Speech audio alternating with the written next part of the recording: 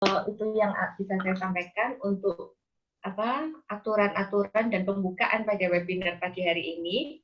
Dan perlu saya sampaikan pada pagi hari ini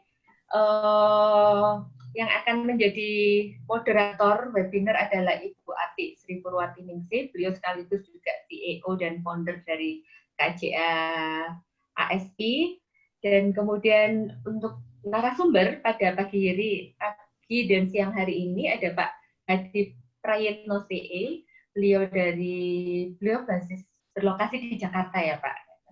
Jadi pagi ini kita itu istilahnya banyak sekali nih, dari geografis juga Sumatera Barat, Jawa Barat juga ada, Jawa Timur Kediri, Papua di Jayapura. Gitu. Saya akan mengucapkan selamat datang kepada Bapak Ibu sekalian yang baru bergabung. Selamat datang kepada Bapak Ibu yang baru bergabung pagi hari ini. Kita baru mulai di acara pembukaan. Dan saya akan perkenalkan terlebih dahulu moderator kita pada pagi hari ini, Ibu Ati Sri Purwati Ningsih. Nah, Ibu Ati ini kawan lama saya. Ibu Ati, aduh gelarnya panjang. Saya harus membacakan lengkap ya Bu ya. Ibu Ati Sri Purwati Ningsih, SEME, SCC, IK, CE, ACPA, Asian CPA, CP. Beliau lahir di Bantul tahun 78. Beliau mengenyam pendidikan S1 di jurusan akuntansi Fakultas Ekonomi dan Bisnis UGM, kemudian S2 Magister Akuntansi spesialisasi pengauditan di UGM, dan beliau memegang beberapa sertifikasi. Yang pertama Chartered Accountant, kemudian sertifikasi Associate Certified Public Accountant, sertifikasi ASEAN Chartered Professional Accountant, kemudian Certified Trainer dari BNSP, sertifikasi pemeriksa untuk dan atas nama BPKRI, kemudian sedang mengambil Certified Financial Planner di Magister Manajemen UGM. Jadi kayaknya nggak puas dengan satu pelajaran beliau ini. Terus aja gitu ambil pelajaran-pelajaran yang lain. Pengalamannya adalah konsultan keuangan untuk pribadi, keluarga, bisnis, dan organisasi nirlaba. Beliau juga auditor dan internal auditor, dan pemeriksa yang bekerja untuk dan atas nama BPKRI pada pemeriksaan perinci atas laporan keuangan pemerintah daerah, baik berpengalaman menjadi ketua tim maupun anggota tim. Dan yang lama, beliau itu juga berpengalaman di NGO, yaitu sebagai manajer keuangan PKBI Yogyakarta. Saat ini, beliau sebagai pimpinan kantor jasa akuntan Ati Sri Purwati Ningsih atau KJA ASI. Nah, ini adalah profil moderator kita pada pagi hari ini, Bapak Ibu sekalian, yang akan mengantarkan diskusi kita kaitannya dengan pagi hari ini lebih fokus ke laporan keuangan nirlaba dari sisi pandang praktisi. Nah, mungkin nanti sebelum Ibu Ati menyampaikan atau menjadi moderator, karena dengan narasumber Pak Hadi Prayitno, Ibu Ati juga akan mereview ya Bu Ati ya, sesi yang kemarin. Jadi ada sesi pertama, kemarin itu dari sisi pandang, kalau hari ini praktisi, kalau kemarin dari sisi pandang Bu Ati auditor ya. Kemarin ada narasumber Pak Kumala Hadi. Jadi Bu Ati nanti mungkin akan memberikan review beberapa menit apa saja gitu materi yang disampaikan oleh Pak Kumala Hadi kemarin itu selama 2 jam, dan juga diskusi-diskusinya untuk mengantarkan masuk ke sesi diskusi pada hari ini. Begitu Bapak Ibu yang bisa saya sampaikan, juga yang baru bergabung saya ucapkan selamat bergabung, selamat belajar bersama. Saya persilakan Bu Ati untuk memandu acaranya. Monggo. Terima kasih Bu Indana. Selamat pagi Bapak dan Ibu semua. Kita ketemu lagi, kemarin sudah ketemu gitu. Mbak Bu Indana masih menyampaikan CV saya, resume CV saya. Sebenarnya bagi saya itu sebenarnya biasa aja gitu. Nah, kemarin sesi kemarin kita berbicara mendengarkan dari paparan dari Bapak Kumala Hadi itu tentang gimana sih laporan keuangan nirlaba dari sudut pandang praktisi, dari sudut pandang auditor gitu.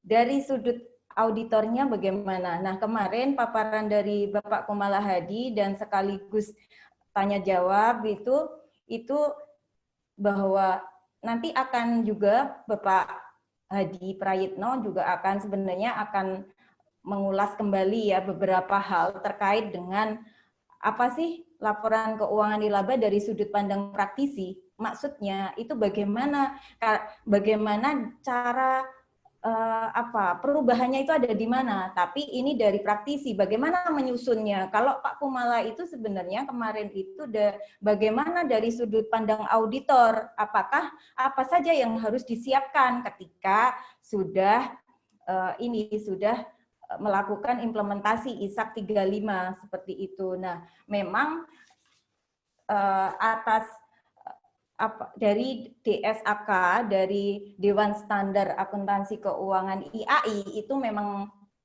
11 April 2019 itu memang mengesahkan bahwa untuk PSAK 45 sudah tidak berlaku lagi dan berlaku lagi itu ISAK 35 begitu. Dan Bapak Ibu sekalian di sini memang saya harap dan memang saya berpikir bahwa semua Bapak Ibu yang hadir di virtual ini pasti sebenarnya sudah bukan hal yang baru lagi tentang PSAK 45 gitu, tentang keuangan nirlaba. Nah, dan juga ISAK 35 ini karena baru dan baru akan diimplementasikan, apa malah sudah ada yang mengimplementasikan per 1 Januari 2020 ini. Kalau memang ada yang sudah memakai software Sango, itu ada dan sudah diupdate, itu pasti memang sudah sesuai dengan ISAK 35. Tapi bagi yang memang belum memakai software Sango, berarti ya memang nanti bagaimana? Nah, makanya kita hadirkan di tengah-tengah kita ini ada Pak Hadi Prayitno AKCE. Pak Hadi Prayitno ini sebenarnya sebagai partner saya ketika saya juga jadi konsultan keuangan, dan juga Pak Hadi Prayitno inilah yang juga bergabung juga di tim kami di KJA ASP ini. Sebelumnya saya akan membacakan resum dari narasumber. Bapak Hadi Prayitno AKCE, beliaunya ini alumni STAN dengan pengalaman sebagai auditor, trainer keuangan, dan konsultan keuangan khusus lembaga non-profit. Berpengalaman di dunia non-profit lebih dari 25 tahun. Pernah bekerja di sektor pemerintahan dan swasta lebih dari 15 tahun.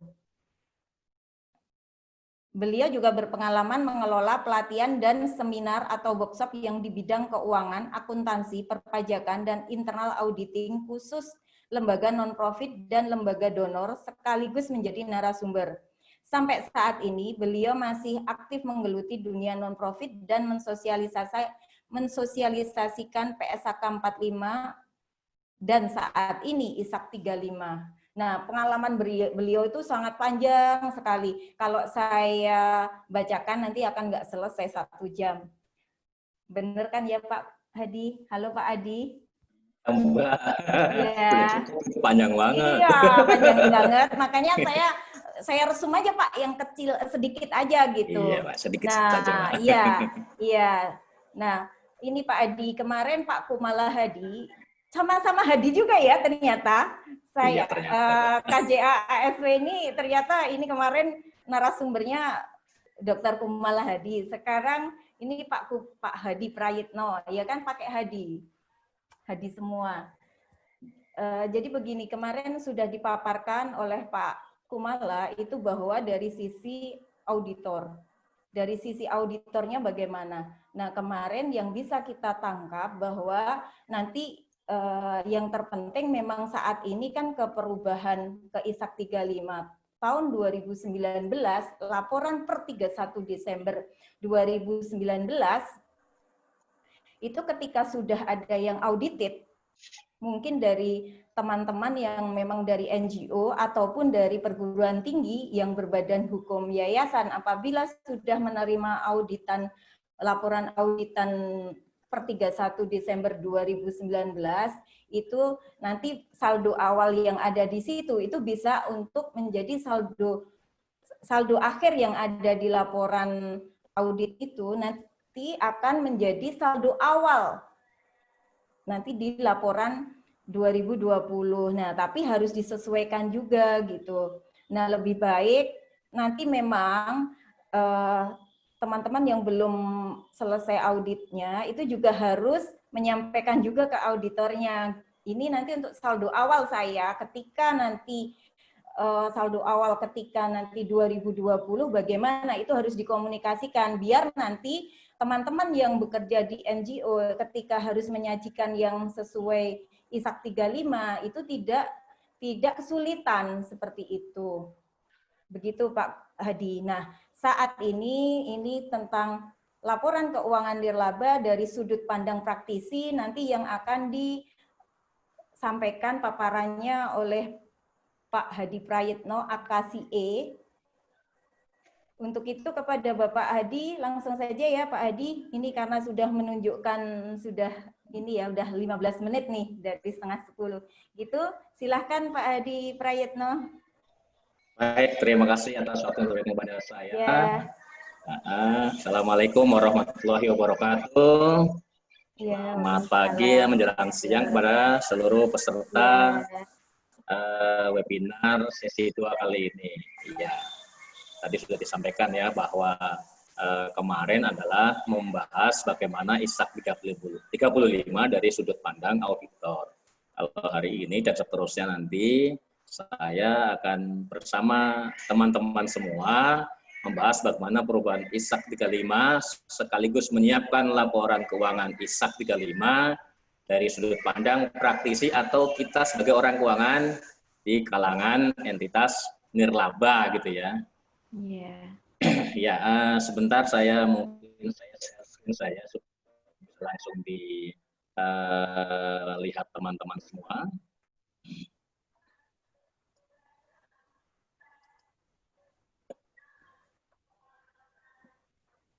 Ya, sudah bisa dilihat ya, ini ya, screen-nya. Nah, kita ketahui bersama gitu ya bahwa sejauh ini di Indonesia itu ada beberapa jenis organisasi ya, baik dia kumpulan orang maupun kumpulan bukan orang atau kumpulan modal. Pada umumnya sejak dari awal dahulu gitu ya, kalau mereka merupakan kumpulan modal, pada umumnya tujuannya untuk mencari profit gitu ya, pada umumnya cari profit. Sedangkan yang merupakan kumpulan orang pada umumnya tujuannya adalah untuk non-profit atau berupa aktivitas sosial, kemanusiaan, keagamaan dan sebagainya. Nah, baik dua jenis tujuan ini kemudian ada bentuk hukumnya yang secara nyata dan diatur dengan aturan yang berlaku di Indonesia, ada undang-undangnya gitu ya. Contohnya untuk organisasi yang bertujuan profit, ya itu seperti PT misalkan, itu dasar hukum pembentukannya ada di Undang-Undang 1 tahun 95 yang sudah diperbarui Undang-Undang 40 tahun 2007. Atau contoh kedua adalah koperasi ya, misalkan itu didirikan dengan Undang-Undang 25 tahun 92 yang sudah diperbarui Undang-Undang 17 tahun 2002. Demikian juga dengan organisasi yang bertujuan non-profit seperti yayasan dan perkumpulan. Ini juga dasar hukum pendiriannya ada di Undang-Undang 16 untuk yayasan yang diperbarui dengan Undang-Undang 28 tahun 2004. Dan buat perkumpulan diatur pendiriannya berdasarkan undang-undang terbaru yaitu 17 tahun 2013 tentang. Nah, seluruh aktivitas yang dilakukan oleh baik organisasi profit maupun non-profit, seluruh kegiatannya pasti sangat berkaitan dengan keuangan, sehingga ada kewajiban penyajian laporan keuangan atau kewajiban pelaporan keuangan. Dan itu juga sudah dibahasakan di dalam Undang-Undang masing-masing bentuk organisasi tersebut gitu ya. Untuk organisasi yang bertujuan profit, maka dasar pelaporan keuangannya itu diatur dalam masing-masing undang-undang itu bunyinya adalah harus mengikuti standar akuntansi keuangan yang berlaku. Apa yang berlaku dalam bagi organisasi profit untuk menyusun laporan keuangan adalah PSAK 1 ya yang kita ketahui selama ini. Demikian juga dengan organisasi non-profit ya, di dalam undang-undang mereka masing-masing juga menyebutkan bahwa penyajian atau penyusunan laporan keuangan harus mengikuti standar akuntansi keuangan di Indonesia yang berlaku di Indonesia. Nah, untuk non-profit ini yang kita ketahui selama ini adalah mengikuti format yang diatur dalam PSAK 45 gitu ya. Jadi dengan laporan keuangan selama ini pemahaman kita sebagai praktisi keuangan yang mengikuti non-profit, ya kita kenalnya ada PSAK 45 di kalangan non-profit, satu di kalangan profit gitu ya. Perbedaannya apa sebenarnya antara PSAK 1 dengan PSAK 45 dalam hal penyajian laporan keuangan ya. Komponen laporan keuangannya sama-sama ada 4, tetapi yang berbeda dalam hal ini adalah baik di profit maupun non-profit perbedaannya ada 2 jenis atau 2 komponen laporan. Yang pertama yaitu laporan posisi keuangan atau di bisnis itu laporan neraca, tapi sejak 2011 namanya juga sama, posisi keuangan. Kemudian komponen yang kedua yang berbeda adalah di PSAK 45 disebut laporan aktivitas, sedangkan di PSAK 1 untuk organisasi profit disebut laporan laba rugi komprehensif. Sedangkan komponen laporan arus kas dan catatan atas laporan keuangan tidak ada perbedaan di antara format keduanya gitu ya, baik maupun non-profit akan sama saja format laporan arus kas dan catatan atas laporan keuangannya.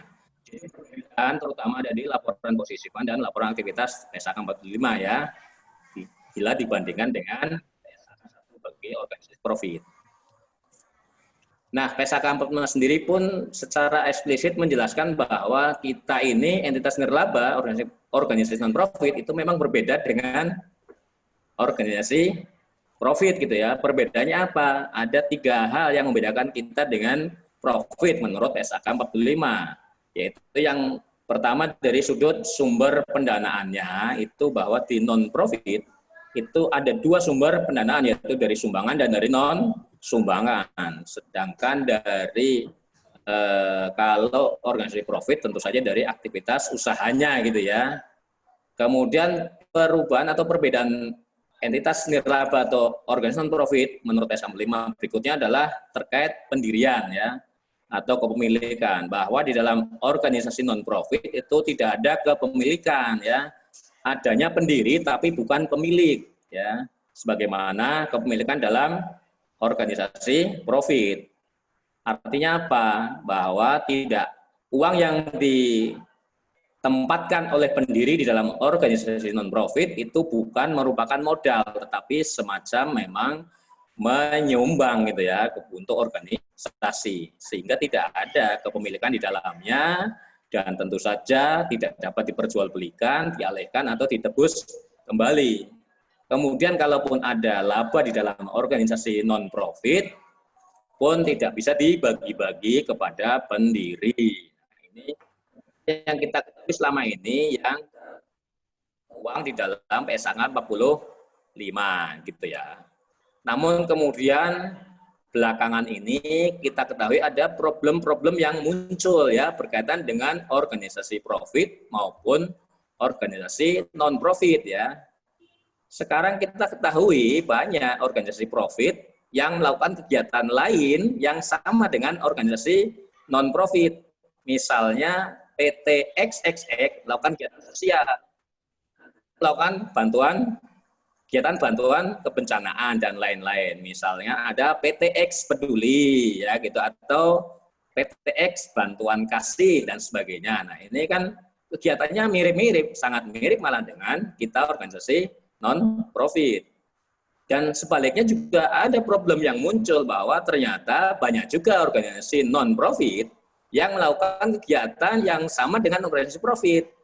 Contohnya Yayasan A mungkin melakukan kegiatan kegiatan jasa berbayar. Mungkin ada ya, mungkin yayasan A menjual jasa pelatihan berbayar, atau mungkin ada perkumpulan B menjual jasa akomodasi berupa wisma gitu ya, atau mungkin ada organisasi C, yayasan C atau perkumpulan D ya punya layanan kesehatan. Nah, ini kan kemudian muncul kerumitan bagaimana kemudian membuat laporan keuangan dalam satu entitas hukumnya gitu ya. Bagaimana kalau PTX Peduli tadi kemudian membuat laporan keuangan sesuai PSAK 1.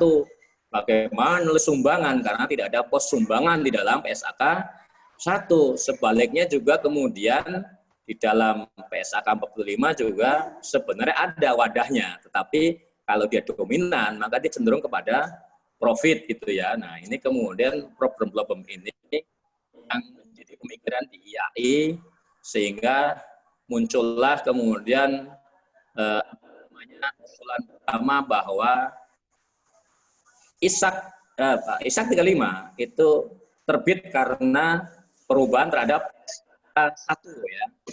Jadi gini, sampai dengan tahun 2018 ada 2 PSAK yang mengatur hal yang sama tentang standar pelaporan keuangan di Indonesia.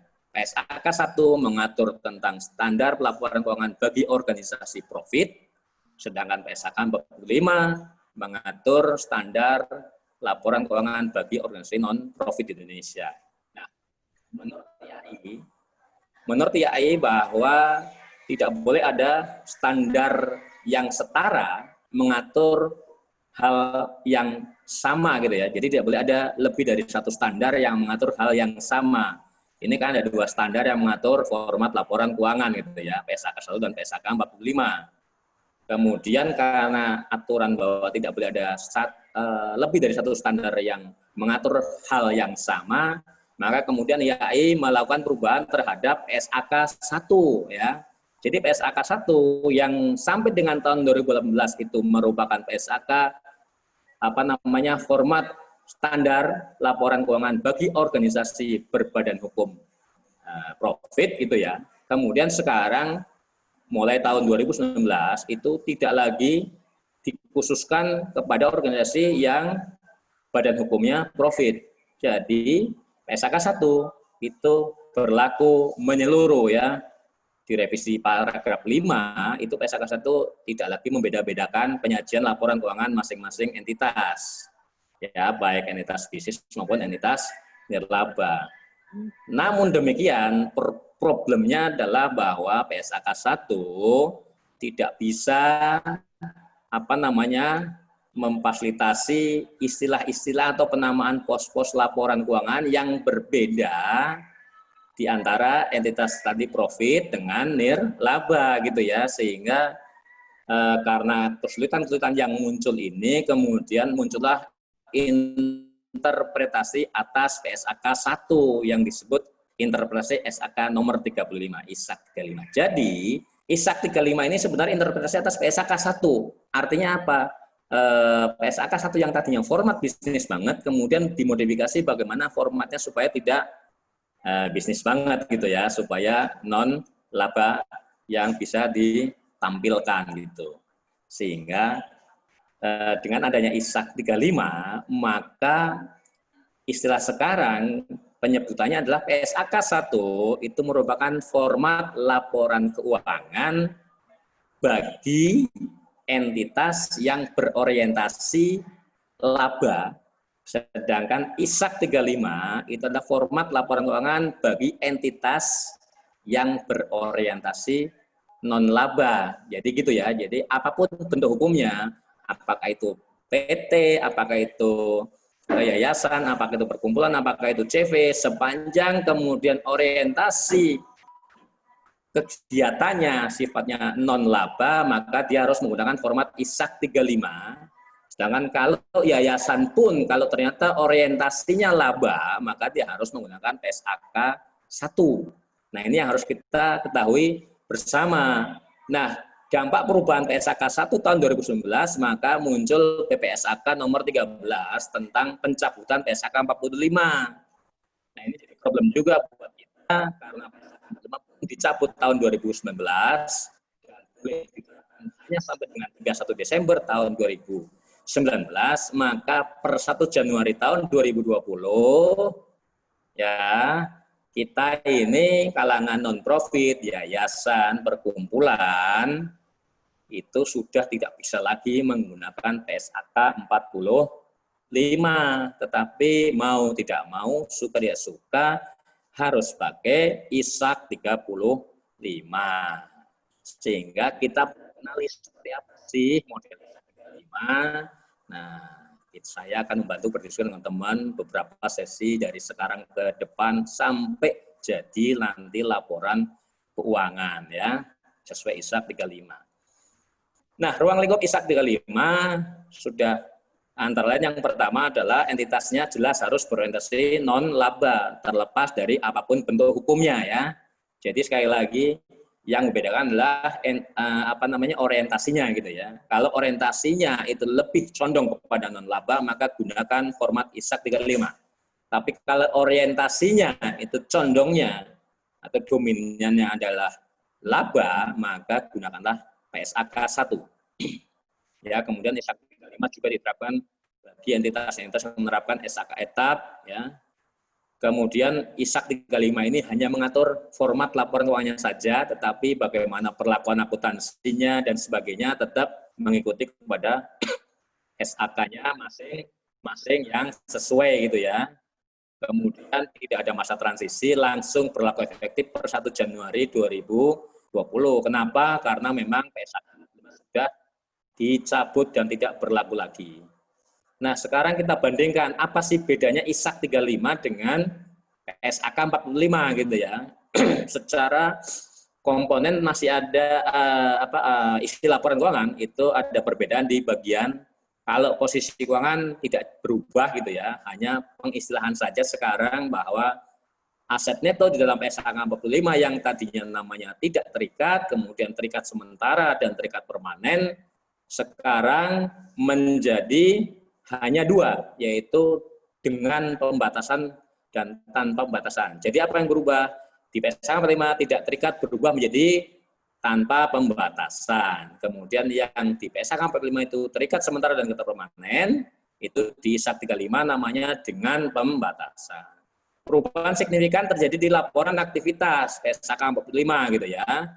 Laporan aktivitas PSAK 45 ini kemudian di ISAK 35 menjadi laporan penghasilan komprehensif, kemudian ada laporan perubahan aset neto ya, di mana laporan perubahan aset neto pada umumnya di PSAK 45 itu ada digabung dengan laporan aktivitas bagian paling bawah.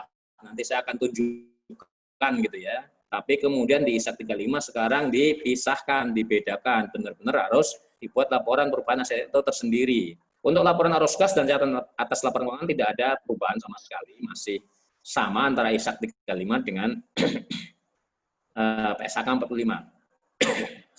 Mari kita lihat satu persatu untuk laporan posisi keuangan. Ini gambar sebelah kiri layar teman-teman semua adalah format PSAK 45 yang selama ini kita kenali gitu ya, dan sebelah kanan adalah format ISAK 35 yang berlaku sejak 1 Januari 2020. Apa yang membedakan di antara dua format ini? Itu ada di bagian bawah yang saya lingkari gitu ya. Perbedaannya adalah di komponen aset neto dalam laporan posisi keuangan, tidak ada lagi penamaan tidak terikat, terikat temporer, terikat permanen. Nanti bisa dilihat di sebelah kanan itu perubahannya menjadi aset neto adalah tanpa pembatasan dan dengan pembatasan gitu ya. Kemudian perubahan berikutnya laporan aktivitas. Ini saya 2 slide ya. Bagian pertama ini laporan aktivitas yang bagian uang masuk gitu ya, pendapatan atau penerimaan gitu ya. Di dalam PSAK 45 sisi penerimaan itu dulu ada istilah ada pendapatan, ada penghasilan gitu ya. Kemudian ada istilah lagi yang saya kotakin biru itu ada aset yang berakhir pembatasannya. Nah, di dalam ISAK 35 ini sekarang komponen isi bagian atas, bagian pendapatan itu digabung dengan aset neto yang batasannya di dalam PSAK 45. Jadi yang biru ini tidak lagi disatukan di dalam komponen penghasilan utama ya. Penghasilan utama di ISAK 35 itu hanya dari sumbangan dan dari layanan jasa atau penghasilan lainnya gitu ya. Terus aset neto yang berbatasnya di mana masuknya? Di ISAK 35 masuknya di bagian bawah setelah sisa dana ya, muncul namanya istilah baru penghasilan komprehensif lain gitu ya. Jadi aset neto yang batasannya itu adalah sekarang diganti namanya masuk menjadi bagian dari penghasilan komprehensif lain ya. Nah, kemudian laporan aktivitas bagian uang keluar atau pengeluaran bedanya apa dengan ISAK 35?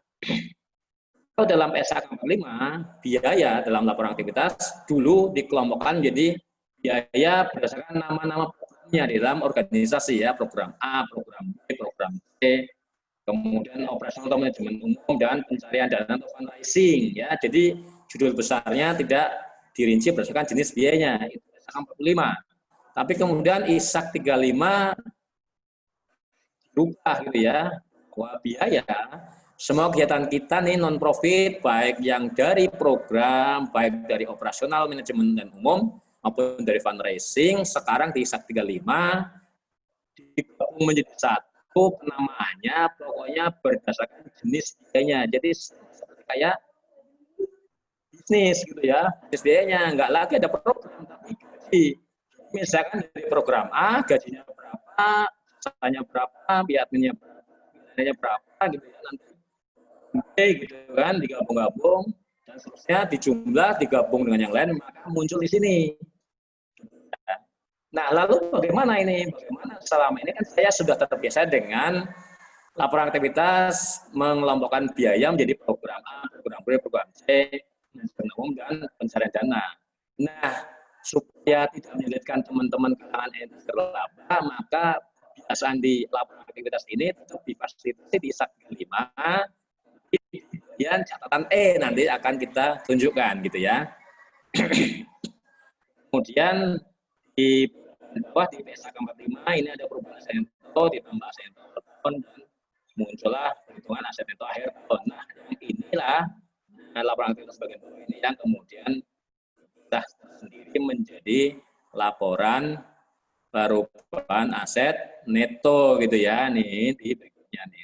Neto dijelaskan yang tanpa pembatasan itu saldo awalnya berapa, perubahan atau penambahan atau ini asetnya selama tahun berjalan dari surplus tahun berjalan atau dari aset neto yang dibebaskan dari pembatasan, nah, dari penghasilan komprehensif yang lain gitu ya dan seterusnya. Demikian juga ya aset neto dengan pembatasan harus dijabarkan satu persatu.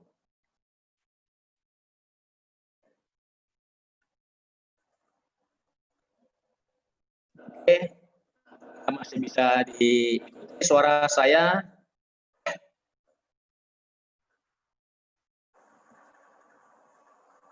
Baik, saya lanjut ya. Mudah-mudahan suara saya masih bisa diikutin ya. Iya. Adalah laporan arus kas, ini ada perbedaan, masih sama penyajian laporan keuangannya. Ya, arus kas dari aktivitas operasi, dari aktivitas investasi dan aktivitas masih sama. Kemudian tadi ada catatan B dan catatan E, tapi yang utama adalah yang catatan E ya. Catatan B ini menjelaskan seperti laporan perubahan aset neto ya.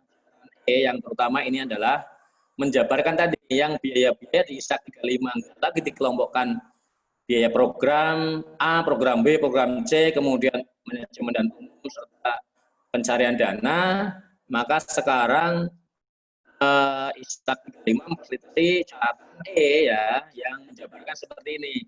Jadi nama programnya tetap tersaji ya, dari judul di atas gitu ya, program ABC, kemudian manajemen umum dan pendanaan ada total. Di sisi sebelah kiri itu jenis biayanya, gaji, upah, jasa profesional, administrasi, dan seterusnya ke bawah. Ini adalah perbedaan yang bisa kita antara ISAK 35 dengan ISAK 45. Jadi lumayan signifikan perubahannya di dalam laporan aktivitas. Nah, bagaimana kita melaporkannya di dalam ISAK 35 nanti? Kita kenali di entitas Pak laba Edi, itu. mohon Ya. maaf Pak Edi, suaranya agak putus-putus ini. Saya Oh mendengarnya iya. putus-putus, terus ada peserta juga di chatroom menyatakan agak putus-putus. Oh Kedengar, iya. tapi memang sedikit putus-putus begitu. Makasih. Oh Pak. iya ya. Ya, agak mendung sekarang cuacanya di tempat saya ini. Ya. Jadi ya, tadi masih cerah, sekarang sudah agak mendung. Mudah-mudahan suaranya masih bisa ini. Sudah berada di area yang banjir sinyal seharusnya. Apakah masih putus-putus, Mbak? Ini sudah jelas. Sekarang sudah yang jelas Pak terakhir. Adi. Iya. Oke, ya. Baik. Oke, monggo Pak, lanjut. Saya lanjutkan ya. Ya. Nah, bagaimana pelaporan keuangan nirlaba di banyak entitas nirlaba? Ini polanya seperti yang saya tampilkan di layar ini ya, bahwa kita bisa jadi secara organisasi kita bekerja sama dengan banyak donor gitu ya, banyak donatur mengerjakan proyek-proyek tertentu di mana proyek-proyek itu mendukung program besarnya organisasi gitu ya.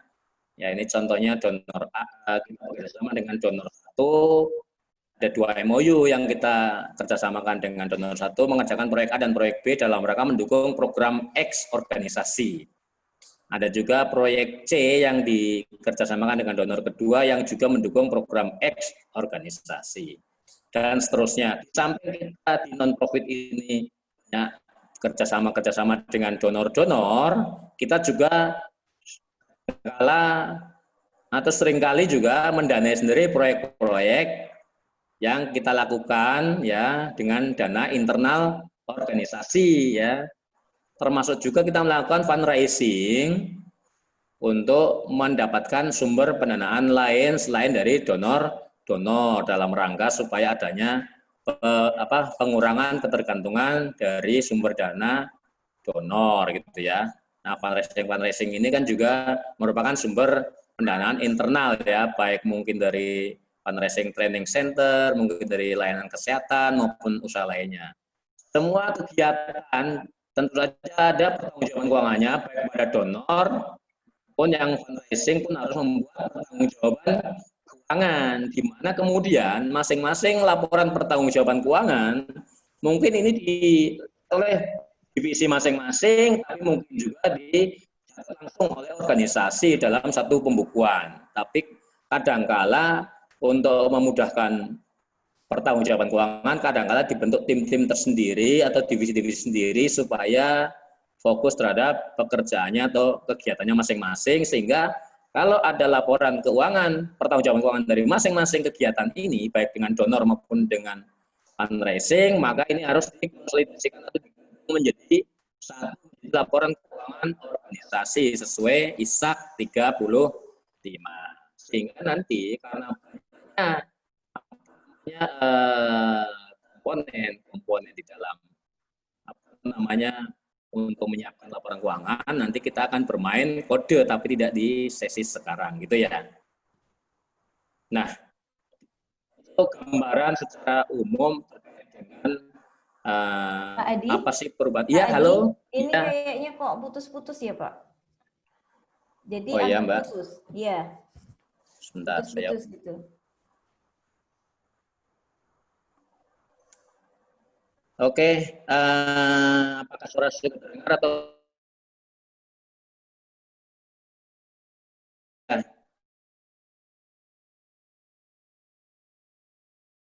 keuangan laporan posisi? Iya, halo. Putus. Putus sebentar ya, sebentar. Nah, saya mungkin harus sedikit ini berimprovisasi, berpindah posisi. Kayaknya itu waktu bicaranya cepat jadi terputus-putus, Pak. Coba rada pelan. Ada pelan ya? Oh iya, betul mungkin. Ya udah, nanti ini pelan-pelan coba Pak dicoba. Oke, saya coba pelan-pelan ya. Maaf ya Bapak Ibu semua, ini ada ya kesalahan di kendala di teknis di jaringan gitu. Oke, saya akan turunkan ritme mungkin ya, karena kecepatannya dia akhirnya sinyalnya ikut keteteran juga barangkali. Saking semangatnya, Pak. Iya, baik. Oke, saya lanjutkan, kita coba membedah isi dari masing-masing komponen laporan keuangan dalam ISAK 35 gitu ya. Yang pertama berkaitan dengan posisi keuangan. Kenali ada 3 komponen besar dalam 3 klasifikasi besar dalam posisi keuangan ya, ada aset, ada liabilitas dan ada aset neto. Ya, kemudian aset dipisahkan atau dibedakan dalam 2 subklasifikasi, yaitu aset lancar dan aset tidak lancar. Demikian juga dengan liabilitas diklasifikasi menjadi liabilitas lancar atau jangka pendek dan liabilitas jangka panjang. Kemudian aset neto sekarang dibagi menjadi 2, menjadi tanpa pembatasan dari pemberi sumber daya dan dengan pembatasan dari pemberi sumber daya. Saya harus seperti ini karena nanti kita akan menyusun laporan keuangan, poin apa saja akan harus disajikan, ini urutannya begitu ya. Jadi kita harus mengelompokkan seluruh transaksi keuangan kita berdasarkan kelompok besar aset, liabilitas, aset neto gitu ya. Yang mana masing-masing nanti akan dibagi-bagi lagi menjadi seperti ini gitu ya. Kemudian yang kedua, laporan penghasilan komprehensif. Dalam ISAK 5, yang bagian atas atau bagian pertama adalah bagian penerimaan ya. Itu hanya menjelaskan seluruh atau menyajikan seluruh uang masuk dari sumbangan, atau bahasa ini ISAK-nya adalah pendapatan.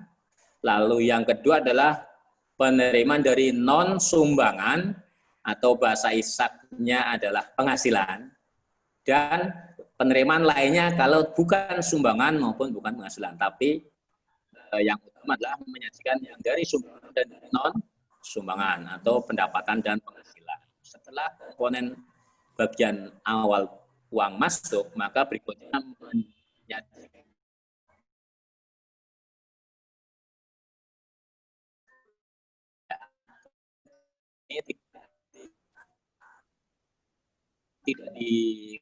tidak berdasarkan program pencarian dana operasional, tetapi kita harus membuat jenis kategori biaya ya, jenis-jenis biaya ya, supaya nanti bisa menyesuaikan dengan ada semacam konversi pola kita lama, ada program program operasional dan fundraising, tapi kemudian sekarang kita harus menjadi nama-nama biaya. Nah, berikutnya setelah penerimaan, total penerimaan dikurangi total biaya, ada surplus, defisit, nanti ditambah dengan ketiga ada penghasilan komprehensif lainnya. Antara isinya yang bukan merupakan aktivitas utama, antara lain uang masuk dari aset neto yang dibebaskan dari pembatasan. Atau mungkin nanti ada, kemarin Pak Kumaladi sudah menjelaskan, ada laba selisih kurs barangkali ya, atau kemudian ada revaluasi, ada surplus atau keuntungan aset dan sebagainya. Ini nanti defisit tadi ditambah dengan penghasilan komprehensif lainnya, posisinya positif atau negatif, maka akan ketemu surplus atau defisit dari penghasilan komprehensif ya. Atau di PSAK 45 selama inilah sisa dana periode berjalan gitu ya. Jadi ini yang membedakan di laporan penghasilan komprehensif atau aktivitas di PSAK 45. Kemudian untuk laporan perubahan aset neto nanti disajikannya memang disajikan dalam bentuk matriks supaya memudahkan dibacanya daripada atas bawah gitu ya. Aset neto yang dengan batasan maupun tanpa batasan harus dirinci, dimulai dari adanya saldo awal, kemudian perubahan-perubahan selama tahun berjalan atau periode berjalan, dari surplus defisit tahun berjalan sendiri, kemudian dari adanya perubahan tadi aset neto yang dibebaskan, dari penghasilan komprehensif lainnya ya, ada penambahan atau pengurangan selama periode berjalan, sehingga ketemu akhirnya aset neto sampai dengan periode saat pelaporan gitu ya. Kemudian isi untuk laporan arus kas dalam ISAK 35 tidak jauh berbeda dengan di PSAK 45, masih mengelompokkan menjadi 3. Ini laporan arus kas buat teman-teman di kalangan entitas nirlaba tentu saja hanya menyajikan mutasi transaksi dari kas dan setara kas saja ya, tidak termasuk yang lain-lain ya. Di luar kas setara kas tidak boleh masuk di laporan arus kas ya. Sehingga kalau nantinya laporan arus kas saya menggunakan metode langsung, harus dikelompokkan arus kas dari aktivitas operasional, kemudian dibedakan lagi arus kas dari aktivitas investasi dan aktivitas pendanaan, sehingga akan ketemu saldo kas dan setara kas pada akhir tahun. Apakah suara saya bisa diikutin atau masih putus-putus? Ya, coba Halo? Pak. Ya, Sekali ya. tadi masih putus-putus kita. Putus juga ya? Nggih. Oh iya, sekali aja ya. Oh iya, berarti terlalu cepat tadi saya kayaknya. Kalau saya kecepatan kayaknya putus-putus, Mbak. Baik. Itu kemudian kita lanjutkan. Nah, bagaimana kemudian setelah kita ketahui ternyata sedikit kompleks perubahannya dari PSAK 45 ke ISAK 35. Nah, tentu bagaimana kemudian kita sebagai praktisi keuangan atau orang yang berkecimpung, bergelut ngurusin keuangan di entitas nirlaba, apa yang kita bisa persiapkan supaya kita bisa langsung tune in tahun ini. Kenapa harus tune in tahun ini? Karena memang berlaku sejak 1 Januari tahun 2020, nggak ada lagi masa transisi. Nah, saya juga mungkin sekarang saya mungkin masih melakukan laporan, nyusun laporan keuangan masih pakai PSAK 45 mungkin, tapi ya apa boleh buat, harus kita nanti akhir tahun pokoknya sudah formatnya ISAK 35. Nah, apa yang harus kita siapkan? Yang pertama tentu mempersiapkan perubahan format laporan keuangan ya. Dalam tools kerja kita di masing-masing organisasi ya, kita siapkan sendiri. Nah, bagaimana kalau kemudian saya tidak bisa nyiapkan sendiri, nah, gitu kan, maka ya upayakan bagaimana laporan keuangan supaya nggak manual banget nyiapin sendiri ya, kita bikinlah, mungkin kita sedikit banyak kan paham dengan Excel gitu ya, untuk bikin laporan keuangan biasanya pakai Excel, jarang kan yang bikin laporan keuangan pakai Word ya, Microsoft Word, apalagi Microsoft PowerPoint gitu ya, kayaknya laporan keuangan lebih enak nyusunnya pakai Microsoft Excel gitu ya. Ya kalau sudah kenal Excel maka alangkah baiknya bisa dibuat otomatisasi kerja Excel supaya begitu input langsung jadi laporan keuangan gitu ya. Nah kalau kita nggak bisa bikin otomatisasi ya nanti mencari konsultan yang ahli atau bisa ke KJASP. Tapi di sesi nanti ada, di sesi kapan nanti saya udah siapkan tools Excel otomatisasinya untuk teman-teman semua peserta bisa pakai gitu ya, untuk bikin laporan keuangan langsung jadi ISAK 35 udah kita siapkan. Ya, jadi poin 2 ini membuat otomatisasi saya sudah siapkan, nanti bisa dipelajari sesi ketiga nanti saya ya. Kemudian kalau saya sudah pakai software bagaimana ini? Maka software sekarang mau nggak mau harus dimodifikasi format laporan keuangannya supaya sesuai dengan ISAK 35. Nah bagaimana? Ya mau nggak mau hubungi developernya masing-masing. Tapi yang saya ketahui ada sudah format ISAK 35, saya baru ketemu Sango. Bukan berarti saya promosi Sango, enggak, tapi saya mencari software lain pun, saya tanya beberapa developer software, mereka baru dalam tahap mengembangkan.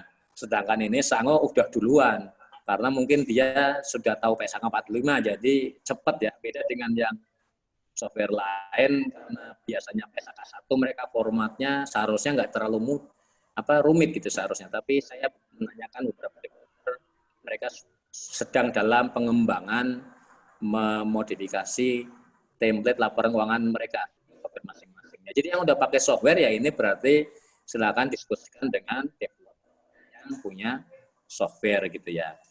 Demikian yang bisa saya sampaikan, barangkali ada yang kurang dan tidak jelas atau apalagi tadi disampaikan ada banyak putus-putus, silahkan bertanya dan sebagainya. Untuk itu saya kembalikan kepada moderator. Silahkan Mbak Ati.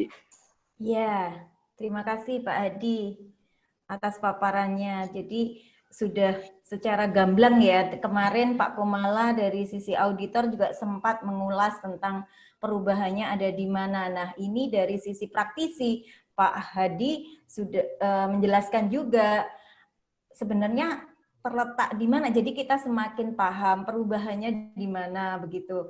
Nah, sekarang kita buka termin tanya jawab terlebih dahulu. Kira-kira termin pertama ini 3 penanya. Dari Bapak Ibu silakan apabila ada yang mau bertanya.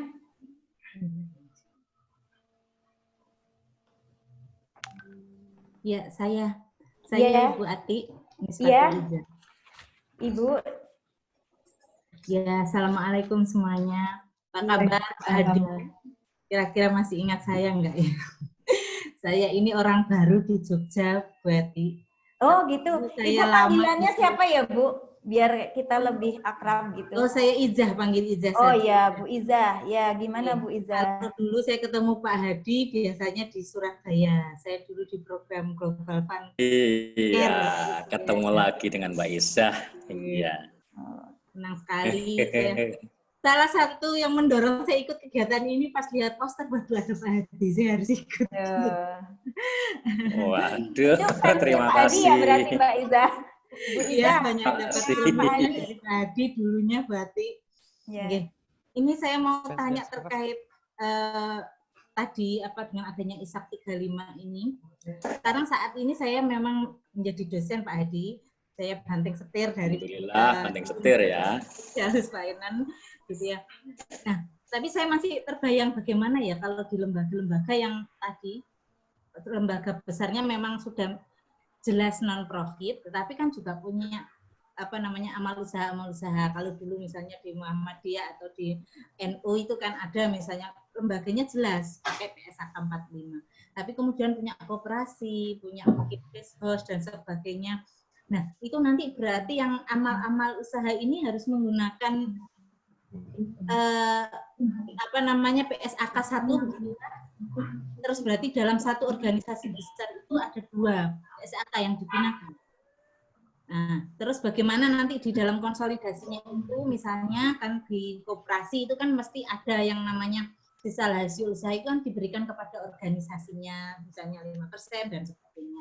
Berarti nanti bagaimana? Apakah perlakuannya hanya dikatakan sebagai pendapatan, amal usaha juga aja dengan tetap menggunakan ISAK 35, kemudian terpisah di koperasinya menggunakan PSAK yang nomor 1 tadi. Terus yang kedua, kalau di lembaga universitas perguruan tinggi, ini berarti kan jelas harus berubah ke PSAK 35 ya. ISAK, Mbak. ISAK. ISAK 35. ISAK. Ya. Bu Iza, Iya. ISAK 35. ISAK 35. ISAK. Iya, ISAK. Logatnya ISAK. Jawa Timurnya medok. Iya. Begitu ya. Jadi terus gimana itu kalau di universitas? Jadi begitu aja dulu. Terima kasih Bu Ati. Ya Bu Iza, saya bisa tanya lebih lanjut nggak? Tadi itu kan unit usaha, jadi ada misalnya berbentuk yayasan ya, terus punya unit usaha. Nah, unit usahanya ini berbentuk apa? Ataukah di bawahnya langsung atau memang yayasannya mempunyai PT atau mau seperti apa? Yang ini biasanya punya ini sendiri, siapa namanya, badan hukum sendiri.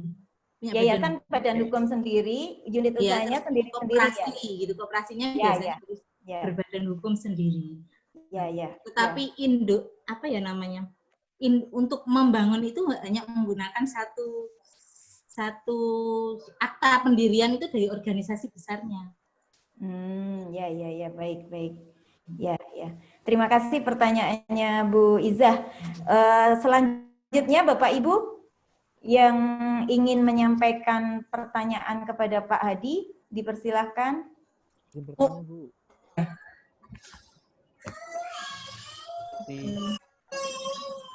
Halo Bu, boleh? Ya, halo. Ya, Iya, halo. Halo, ya. Saya Mukhlis Bu, mau bertanya.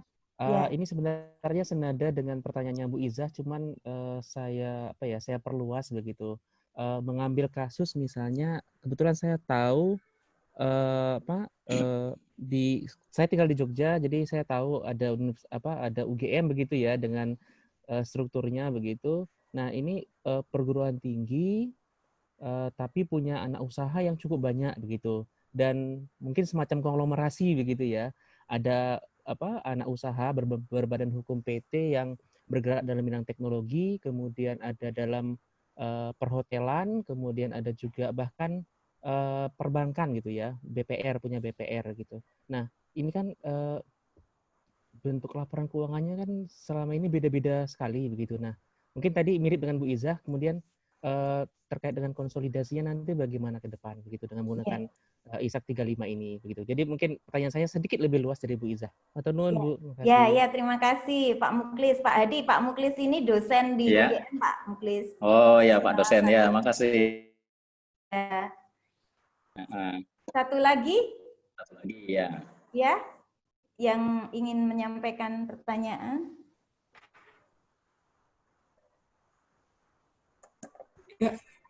Ya. Mau bertanya kepada Pak Hadi ya? Ya, Bu Vera, ya. Terkait yang pertanyaan 1 sama yang pertanyaan kedua, saya menambahi aja. Mungkin itu hubungannya nanti saya minta mohon diperjelas lagi secara teknis terkait yang tadi yang slide yang ada donor sama yang swadaya internal ya. Nah, saya menariknya dalam arti nanti secara teknis ketika dia masuk ke ISA-nya seperti apa? Seperti itu. Teknis ya, secara teknis. Secara teknis. Soalnya kalau setahu saya kan umumnya di prakteknya itu unit-unit itu yang membiayai yayasan ya. Ya. Yang yayasan sendiri itu sebenarnya tidak punya dana seperti itu. Terima kasih. Ya. Terima kasih Bu Vera. Bu Vera ini juga Pak pemilik KJA. Vera Zulianti dan juga KAP. Oh iya. Ya, ini Pak Hadi sudah ada 3 penanya. Ini beberapa hal dari Bu Izah, dari Pak Muklis dan Bu Vera. Oh iya. Ya.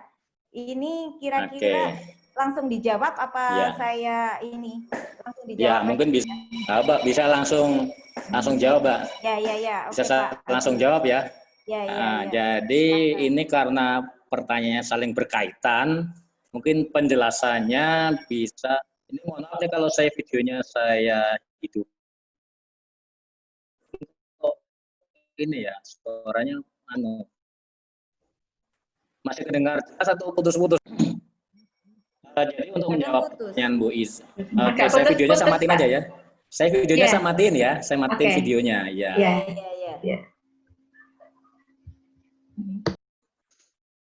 Baik, untuk pertanyaan ini saling berhubungan. Jadi prinsip pertama sebelum kita bicara konsolidasi laporan keuangan adalah tetap ya Bu ya. Masih putus-putus ya, sebentar. Oke, masih putus-putus. Ya, sudah. Ya, halo, apakah suara sudah terdengar dengan baik? Oke, jadi prinsip pertama sebelum kita bicara konsolidasi laporan keuangan, prinsip pertamanya adalah badan hukum tetap harus dibedakan gitu ya. PT, koperasi, yayasan, perkumpulan itu masing-masing adalah badan hukum terpisah. Jadi, masing-masing badan hukum menyusun laporan keuangannya masing-masing. Itu poin pertama. Ya. Kalau tadi taruhlah organisasi Muhammadiyah atau Aisyah punya amal usaha, koperasi, maka Muhammadiyah atau Aisyah adalah perkumpulan badan hukumnya ya. Kemudian koperasi adalah badan hukum tersendiri. Maka koperasi laporannya terpisah, tidak boleh gabung dengan perkumpulan ya, Muhammadiyah maupun Aisyah misalkan gitu ya. Atau universitas kemudian punya PT, hotel ya. Universitas ini badan hukumnya apa kan? Kalau yayasan, kalau universitas swasta kan yayasan ya mungkin ya. Nah maka yayasan bikin laporan sendiri, universitas yang bentuk badan hukumnya yayasan bikin laporan sendiri, PT punya yayasan bikin laporan sendiri. Nanti ada hubungan transaksional di antara duanya yang ini tidak harus dikonsolidasi laporannya, tapi masing-masing akan muncul ada penyertaan yayasan ke PT. di PT akan bunyi ada pemegang saham dari yayasan. Ya, jadi prinsip pertamanya adalah laporan keuangan tetap dibuat oleh masing-masing entitas hukum, entitas badan hukum terpisah. Tetapi kalau masih dalam satu badan hukum, saya badan hukum yayasan, saya punya kegiatan usaha ya, Wisma, saya sewa-sewakan, tapi badan hukumnya Wisma ini masih nginduk yayasan, bukan PT tersendiri, maka laporan keuangan Wisma akan dikonsolidasi ke dalam laporan keuangannya yayasan. Atau mungkin nanti bentolan yayasan perkumpulan ya, tadi misalkan perkumpulan Asia. Perkumpulan Aisyah ternyata punya rumah sakit yang masih di bawah Aisyah. Maka laporan keuangan rumah sakit akan digabung ke dalam laporan keuangan Aisyah. Gitu ya, ini prinsip pertama. Baru yang kedua kita perhatikan adalah kepada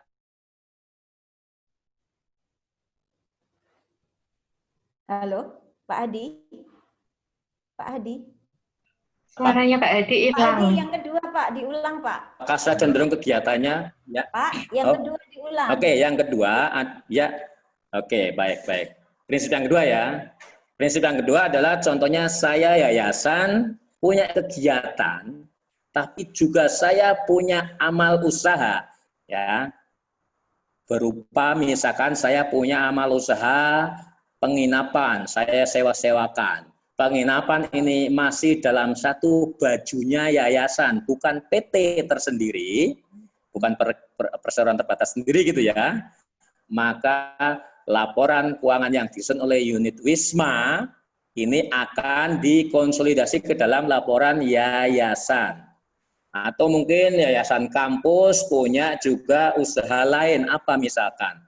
Ya, nah itu usaha itu bikin laporan keuangan nanti dikonsolidasi digabung oleh yayasan perguruan tinggi. Ya, ini yang kedua prinsipnya. Jadi harus kita bedakan pertama dasar hukum, bentuk hukumnya gitu ya, bentuk badan hukumnya yang kalau jelas itu bentuk badan hukumnya berbeda-beda, ada PT, ada yayasan, maka masing-masing bikin laporan tersendiri tanpa konsolidasi. Tetapi kalau masih dalam satu badan hukum organisasi, tapi di dalamnya ada unit-unit yang melakukan kegiatan usaha, maka unit-unit ini adalah yang harus dikonsolidasi laporan keuangannya. Jadi menjawab juga pertanyaan Ibu Vera terkait gambar saya tadi. Gambar saya tadi adalah maksudnya adalah masih dalam satu badan organisasi, satu naungan yayasan, ya, bukan entitas badan hukum terpisah. Nah, baru kemudian kita tentukan apakah saya pakai ISAK 35 atau saya pakai PSAK 1.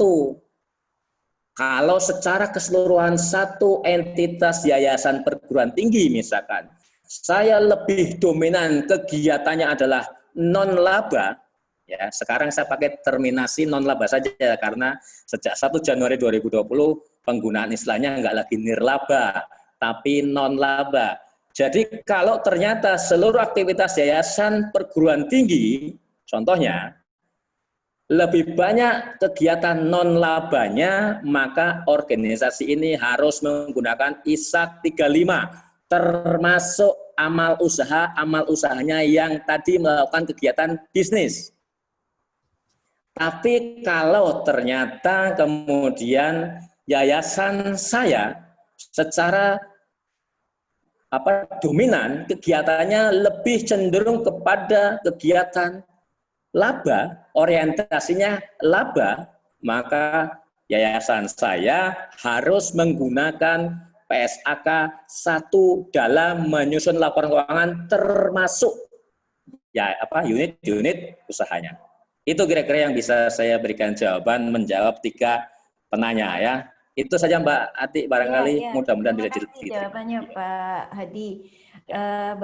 Bapak Ibu itu tadi Pak Hadi sudah menjawab beberapa pertanyaan yang sudah sampaikan oleh Bapak Ibu peserta begitu ya, dan saling berkaitan, ketiga penanya memang saling berkaitan. Nah, kira-kira sudah menjawab, kalau memang belum nanti bisa untuk, kan sudah ada grup, nanti bisa Pak Hadi saya masukkan oleh admin, dimasukkan di grup kita gitu, bisa saling Siap, Mbak. sharing gitu. Ya, Ya, karena siap, kan ya. tadi juga ini salah satu juga ya, Iya, salah satu tim siap. KJA ASP.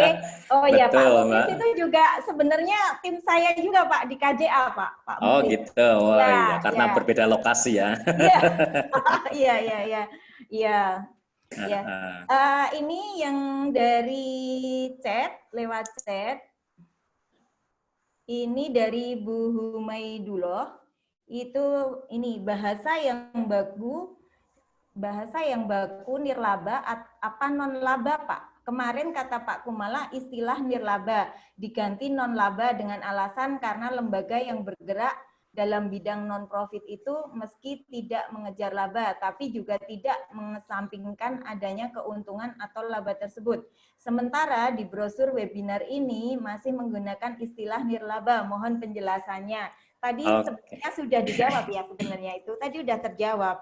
Memang kemarin kalau di brosur, ini malah saya yang menjawab ya. Nanti ya nggak apa Mbak, jawab dulu Mbak, karena brosur ini. Iya, terkait dengan brosur. Iya, Kalau silakan saya Mbak. pakai non laba, nanti persepsi dari teman-teman yang membaca yang sebelumnya tahu nirlaba itu akhirnya ini maksudnya apa nih non laba gitu. Nah, untuk ketika sudah masuk seperti ini kan baru kita sampaikan bahwa per 1 Januari 2020 ini sudah efektif berlakunya ISAK 35 dan itu pun dari kata-kata nirlaba menjadi non laba. Begitu bukan Pak Hadi kira-kira? Iya betul. Jadi sebenarnya gini, supaya nggak membingungkan, sebenarnya istilah nirlaba ini kan untuk entitas ini ya, yang entitas hukum tadinya gitu ya. Tadinya kan entitas badan hukum adalah yang nggak mengerlaba entitas hukumnya. Sekarang orientasi yang dilihat gitu ya, karena sekarang yang menjadi sudut pandang itu orientasi kegiatannya, maka sekarang digunakan istilah non laba.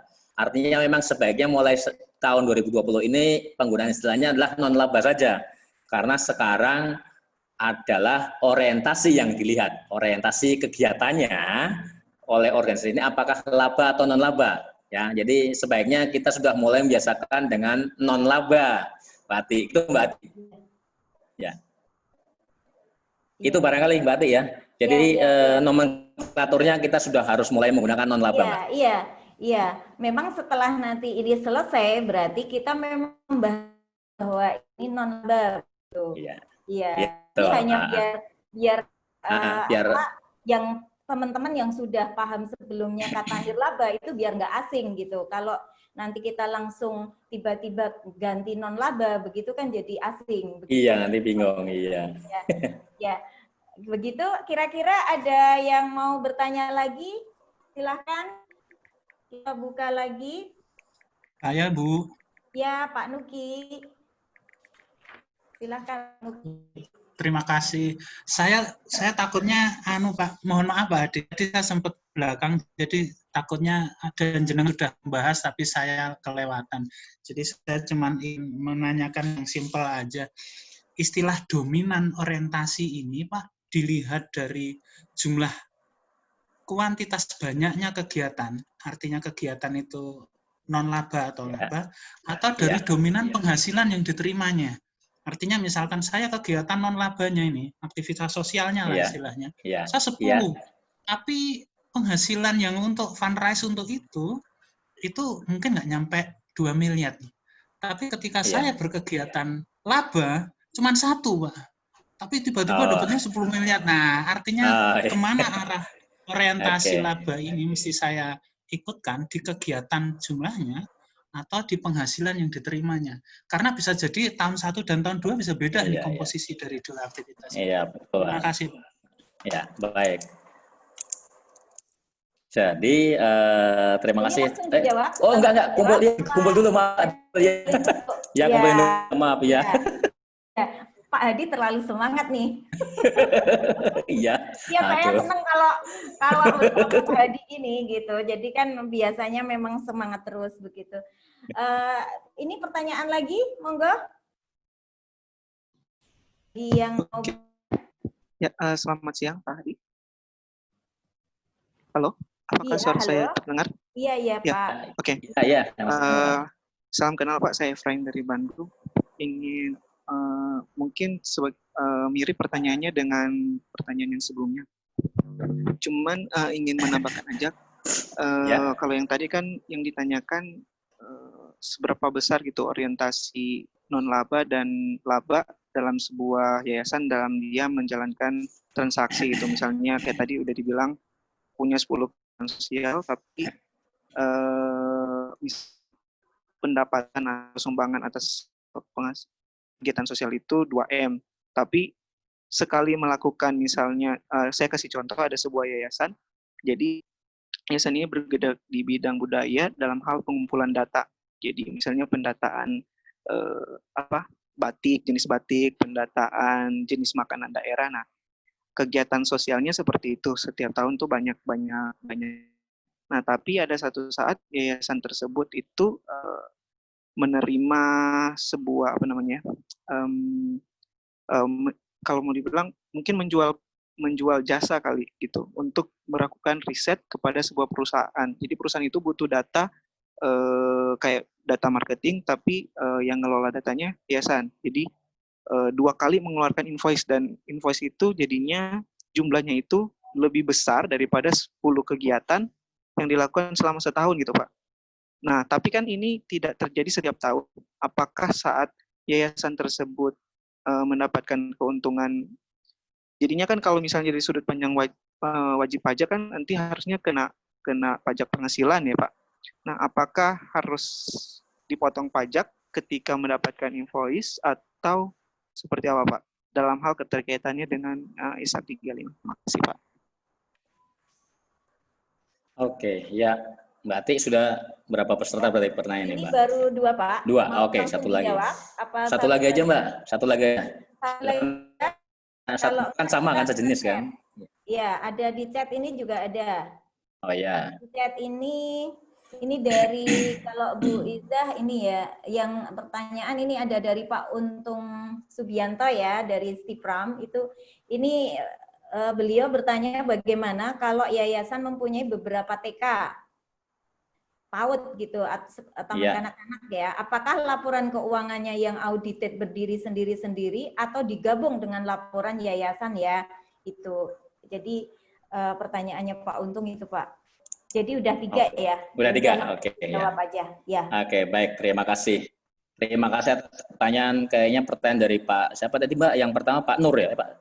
Pak ya? Nuki. Pak Nuki, ya. Kemudian yang kedua Pak Efraim. Pak Efraim yang dari Jawa Barat ya? Ya, terus Pak Untung. Oke, untuk penanya pertama kedua ini kan sama sebenarnya gitu kan, berkait dari masalah sudut pandang dominan mana gitu tadi kan, kegiatan non laba atau laba dari sudut pandang mana, jumlah atau sudut pandang nilai omset gitu ya. Nah, sebenarnya kita jangan bingung ininya, jumlah atau nilai omset, jangan di situ gitu ya. Tapi kita kembalikan kepada dokumen awal di dalam kita mendirikan organisasi, lebih kemana tujuan yang akan kita lakukan gitu ya. Karena kalau kita tidak kembalikan kepada tujuan awal pendirian organisasinya, nanti yang ada laporan keuangan kita tidak konsisten. Karena bisa jadi tahun ini ISAK, tahun depan PSAK 1, tahun depan lagi ISAK gitu ya, kan nggak boleh begitu ya. Jadi kalau dari sudut pandang saya melihatnya adalah dominan mana antara kegiatan non-labanya maupun labanya adalah sebenarnya dari awal tujuan pendiriannya. Kalau memang dari awal tujuan pendiriannya itu adalah untuk kegiatan-kegiatan yang non-laba sifatnya ya, sosial, kemanusiaan dan sebagainya, maka ini akan menjadi rujukan pertama kali kita akan menggunakan format laporan yang mana. Saya punya PT, ya, saya jelas tujuan saya dari awal saya mau cari laba gitu ya. Tapi kemudian belakangan saya banyakkan bikin acara PT Peduli karena saya lihat banyak duit masuk nih. Tapi saya tetap konteksnya saya PT yang melakukan tujuan nyari laba, sehingga saya tetap akan pakai format laporan PSAK 1. Walaupun di dalamnya angkanya ternyata lebih gede porsinya dari kegiatan PT Peduli daripada saya jualan produk saya. Nah, ini kita kembalinya kepada dominannya di mana adalah kembalikan kepada tujuan pendiriannya atau apa sih yang mau ini di dalam berorganisasi ya. Jadi kalau tujuan yayasan memang jelas dari awal saya bikin yayasan mau bikin rumah sakit untuk cari laba, ini jelas ya. Berarti seharusnya pakai PSAK 1 karena walaupun yayasan dalam tujuannya emang mau cari keuntungan atau selisih lebih dari usaha rumah sakit misalkan gitu ya, maka sudah sepatutnya dia pakai PSAK 1 walaupun yayasan, karena di dalam tujuan pendiriannya jelas mau melakukan usaha layanan jasa kesehatan berbayar, kan laba itu kegiatannya udah pasti gitu ya. Ini untuk menjawab pertanyaan Pak Nuki sama Pak Zul ya dari Jabar tadi. Pak Efrem ya. Terima kasih. Clear. Iya itu. Nah, clear ya. Nah, kemudian kalau untuk Pak Untung, bagaimana yayasan punya beberapa TK PAUD, TK masing-masing kan punya orang keuangannya, tetap harus nyusun laporan keuangan. Tapi dia harus dibekali format ISAK 35 supaya nanti yayasan begitu menerima laporan dari para pengelola TK dan PAUD-nya, yayasan tinggal mengkonsolidasi gitu ya. Jadi tugas bendara yayasan, berikanlah format laporan versi ISAK 35 kepada para pengelola keuangannya TK PAUD yang dimiliki yayasan. Mereka nanti format laporannya seragam dengan yayasan, tinggal mengkonsolidasi saja. Itu sih, jadi auditnya tentu saja sebaiknya audit yayasan, Mbak. Di dalam yayasan ada unit-unit usaha TK maupun PAUD. Demikian Pak Untung yang bisa saya sampaikan jawabannya. Terima kasih. Saya kembalikan ke Mbak Ati. Ya, Mbak Ati, saya kembalikan ke Mbak Ati. Halo. Ya, terima kasih Pak Hadi sudah. Ya, halo. Halo, Pak Hadi mendengar saya? Masih mendengar ya, yuk. Ya. Mudah-mudahan cukup terima kasih. Ya, mudah-mudahan cukup, Pak. Ya, kayaknya ini Pak, para peserta ini antusias juga pertanyaannya ya. Ada lagi yang mau menyampaikan pertanyaan kepada Pak Hadi secara live? Ya, halo. Ini peserta kita itu dari ini Pak, kalau di catatan dari kami itu dari Aceh sampai Jayapura ada Pak. Ini kalau yang di Jayapura itu malah dari UNICEF ini Bu, Elwin Korin Patihawan. Komplit ya? Iya, komplit. Ini dari ujung barat sampai ujung timur. Dari Kalimantan juga ada. Iya, dari PT sampai yayasan ya. Ada PT juga saya lihat ya. Sulawesi Barat juga ada Pak, sampai Sulawesi. Oh iya, makanya komplit nih. Jadi semua ada ini. Gitu. Jadi memang untuk yang ini Bu Elwin, ini saya pernah juga Bu ngaudit di IP-nya UNICEF Bu, saya punya pengalaman dulu, saya ngaudit IP-nya UNICEF di Papua begitu. Jadi punya pengalaman di sana untuk mengaudit IP UNICEF yang ternyata Pak Adi, mereka juga sudah pakai sangu loh Pak Adi. Ya. Oh iya, syukurlah kalau gitu Pak. Iya, cuma karena kadang kan memakai sangu, cuma ketika menjurnalnya itu kurang pas, jadi memang hasilnya juga berbeda begitu. Jadi memang harus dibutuhkan nanti bagaimana mekanisme penjurnalan. Iya, mungkin kemampuan untuk ini ya dari sisi akuntansinya begitu. Kira-kira ada Bapak Ibu yang mau bergabung lagi dengan kami?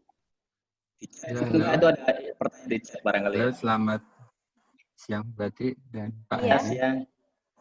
Iya, selamat siang Pak Muhammad Samsudin. Saya nama saya Mas Samsudin, saya dari Sigap Indonesia. Yang saya tanyakan untuk laporan ISAK 35 itu, kalau misalnya kita sudah pakai software namanya QuickBook, karena itu yang menurut kami itu yang murah dan Ya. bisa kita pakai gitu selama ini. Kemudian donor juga bisa menerima itu anjuran dari donor pakai QuickBook. Betul. Kemudian apakah format laporan misalnya COA-nya itu kemudian disesuaikan dengan ISAK 35, apakah bisa gitu? Karena di QuickBook itu ada set manualnya gitu per akunnya. Itu aja Bapak, terima kasih. Oh iya, baik, terima kasih Pak Samsudin pertanyaannya. Terima kasih Pak Samsudin. Panggilannya Pak Samsudin ya ini ya? Ya, Ibu. Siapa panggilannya Pak siapa? Pak Udin. Oh Pak Udin, ya Pak Udin. Ya, ini pertanyaan pertama Pak Udin. Ada lagi yang mau bertanya ke kami?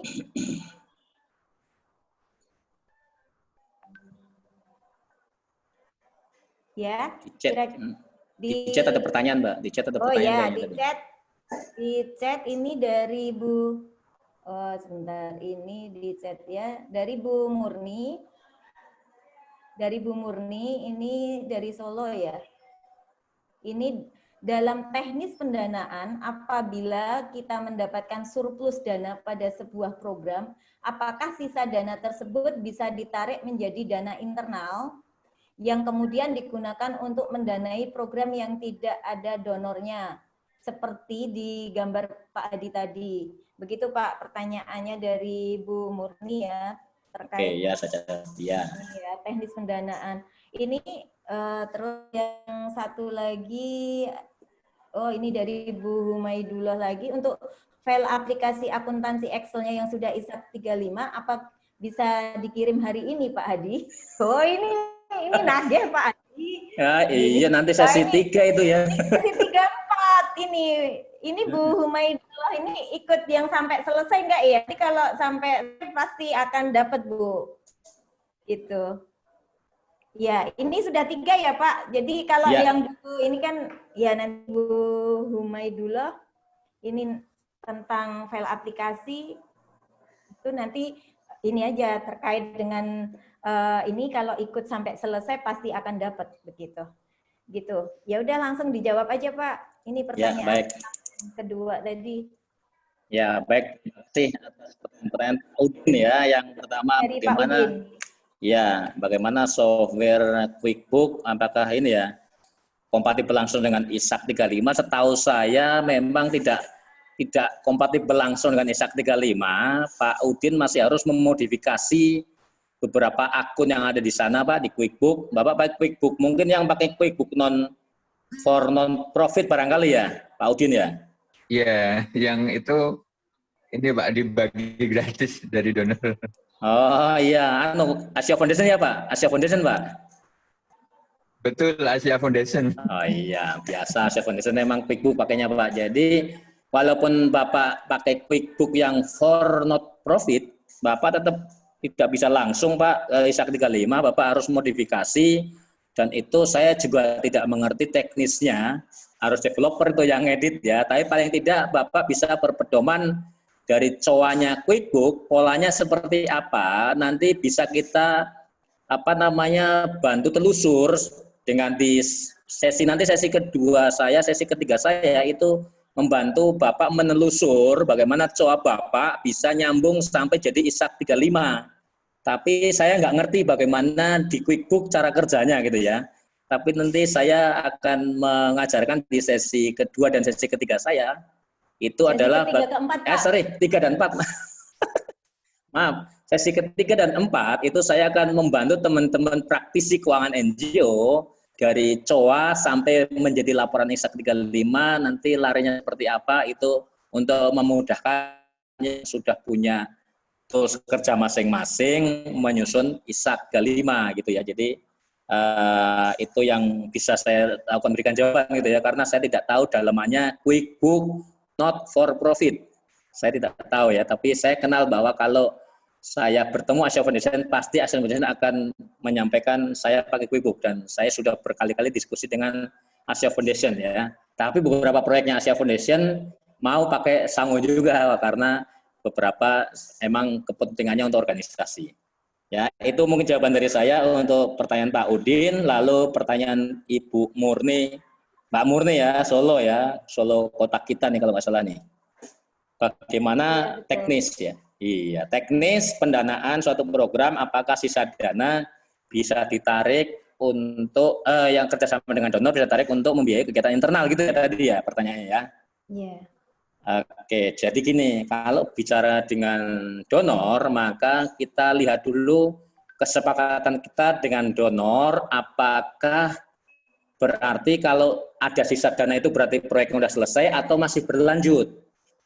Kalau proyeknya sudah selesai dan ada sisa dana, maka organisasi harus berkomunikasi dengan donornya terlebih dahulu, memastikan apakah sisa dana ini akan diminta kembali oleh donor atau diserahkan kepada organisasi. Kalau kemudian sudah ada jawaban tertulis dari organisasi bahwa sisa dana boleh digunakan untuk organisasi, maka Pak Murni sudah boleh melakukan penarikan sisa dana ini untuk digunakan oleh organisasi mendanai kegiatan yang lain. Jadi kata kuncinya adalah Anda harus mendapatkan persetujuan tertulis dulu dari donornya bahwa sisa dana sudah diberikan untuk organisasi, bukan untuk ditarik setor kembali kepada donornya. Itu sih yang bisa saya sampaikan untuk menjawab pertanyaan Mbak Murni dari Solo. Ya, kalau untuk Ibu Humaidullah, barangkali nanti kita akan ketemu di sesi 3 dan 4, Bu ya. Mudah-mudahan kita ketemu. Artinya saya sudah siap peserta, tapi nanti sesi keempat kita akan bahas itu. Terima kasih. Ya, saya kembalikan ke Mbak Ati. Ya, Pak. Terima kasih Pak Hadi. Sebenarnya Pak Udin, kami di KJA ASP juga punya pengalaman Pak. Jadi ada klien kami yang sebenarnya awalnya pakai QuickBook. Sebenarnya di sini ada nih, ini ada Bu Ratna ya. Itu dulu pakai QuickBook gitu, tapi ternyata punya beliaunya di yayasan Santi ya, itu ternyata punya sangu juga.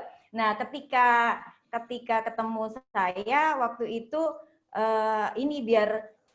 karena waktu itu masih pakai PSAK 45 dan punya sangu dan memang belum dipergunakan, masih memakai QuickBook. Tapi setelah kami dampingi dan memang kami istilahnya kami dampingi dari awal bagaimana mengoperasikan sangu sampai saat ini justru malah memakai sangu dan malah juga donor juga menerima gitu dengan memakai sangu itu gitu.